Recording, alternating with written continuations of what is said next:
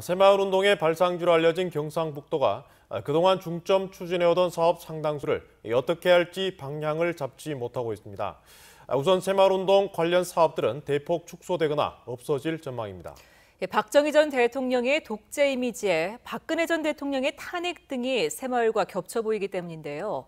새마을 관련 예산 집행에 대해서는 감사도 예고돼 있습니다. 한태현 기자가 보도합니다.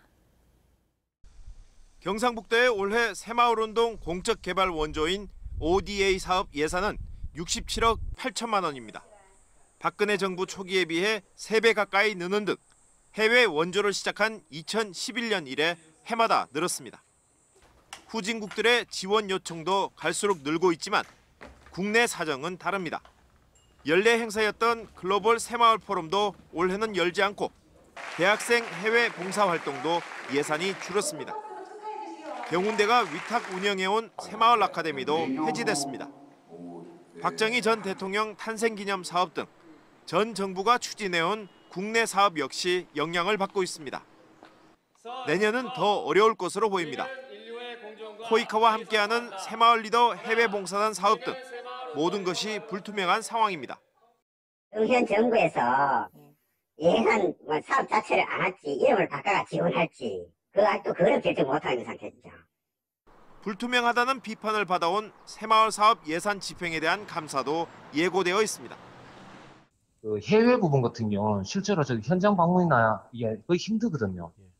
그러니까 결국은 집행부서 갖다 주는 서류만을 보고 판단할 수밖에 없는 현실입니다. 경상북도는 그러나 새마을 사업에 대한 의지는 접지 않고 있습니다.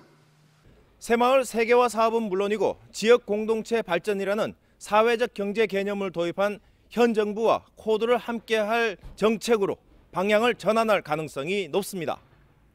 반복론이나 이런 다른 정책과의 연계성을 강화하는 이런 좀 변화된 모습으로 좀 이렇게 새롭게 만들어지지 않을까 하는 생각을 하고 있습니다. 경상북도는 정부의 인선이 마무리되는 대로 모든 새마을 관련 사업을 정부와 새롭게 짤 계획이라고 밝혀 새마을 사업이 어떤 변화를 겪게 될지 관심이 쏠리고 있습니다. MBC 뉴스 한태현입니다.